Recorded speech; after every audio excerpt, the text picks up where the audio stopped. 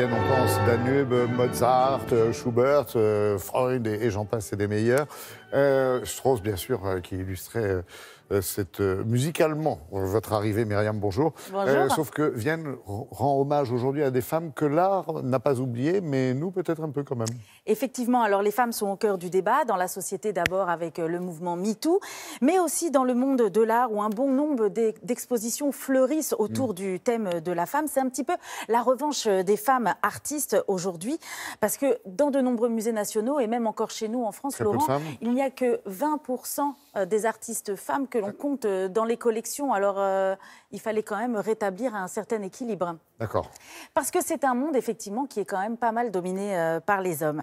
Alors, c'est un déséquilibre qui est dénoncé d'ailleurs depuis les années 80. Et c'est vrai que là, depuis quelques années, on commence à remettre un petit peu au goût du jour ces femmes artistes qui ont été oubliées, que ce soit en France ou à l'étranger, comme en ce moment au musée du Belvédère à Vienne, où on remet ces femmes au goût du jour, à la une de l'actualité, des femmes du début du siècle dernier, qui ont réussi quand même à l'époque à se faire une petite notoriété, qui ont eu un parcours semé d'embûches. Et alors pourquoi est-ce que ces femmes, on n'en parle pas dans les musées? Parce que quand même, à l'époque, il fallait dire que l'art qui était fait par les hommes était beaucoup plus respectable et aussi parce qu'on interdisait l'accès aux écoles d'art à ces femmes. Mais ça, c'était en Europe, c'était pas que à Vienne. Donc je vous propose de découvrir cette exposition de ces femmes qui ont contribué aussi à l'art d'aujourd'hui. Regardez.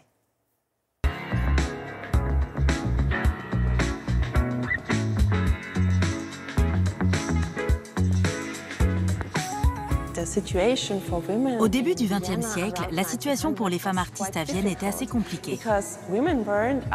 Elles n'avaient pas le droit d'étudier aux Beaux-Arts et étaient exclues des corporations artistiques. Elles décidèrent alors de se rassembler pour fonder leur propre fédération en 1910.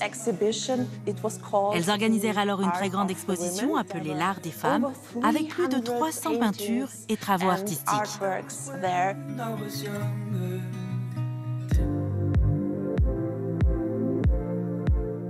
Une des artistes les plus importantes de cette exposition est sans doute Brączka Koller-Pinel. Originaire de ce que nous appelons aujourd'hui la Pologne, elle a passé sa jeunesse à Vienne et a épousé un collectionneur d'art très influent. Ensemble, ils ont rénové une grande maison de campagne qui deviendra plus tard un lieu de rencontre incontournable pour tous les artistes de l'époque. Brączka était une artiste novatrice, mais qui malheureusement est tombée aux oubliettes à la fin de la Deuxième Guerre mondiale.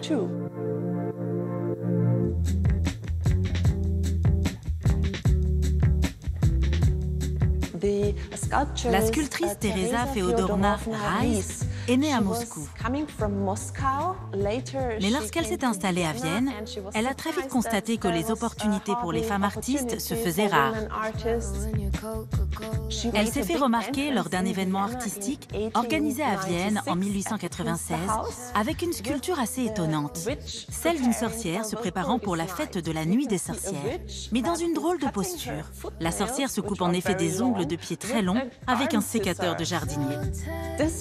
Cette sculpture a bien entendu choqué le politiquement correct de 1900, surtout les hommes d'ailleurs, hormis l'empereur François-Joseph qui a trouvé cette œuvre intéressante. Hélène Funke s'est fait connaître lors de la deuxième exposition organisée par l'Association des femmes artistes. Son travail s'influence directement du fauvisme. Et c'est elle d'ailleurs qui a fait connaître l'avant-garde française à Vienne.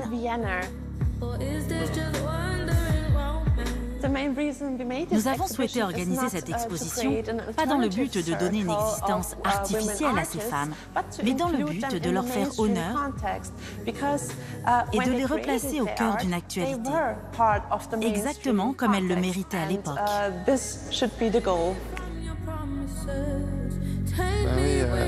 Elles ne plaisaient pas, ces femmes, dans ce milieu d'hommes, parce qu'elles étaient émancipées, tout simplement, cultivées aussi. Voilà, émancipées, cultivées. Et puis c'est vrai qu'il fallait avoir du caractère pour se faire de la place voilà, au milieu de tous ces hommes. Alors elles ont beaucoup voyagé et c'est grâce à tous leurs voyages et comme elles étaient ouvertes culturellement qu'elles ont beaucoup apporté à l'esthétique de l'art. Aujourd'hui, elles ont influencé pas mal de choses et pas mal de gens.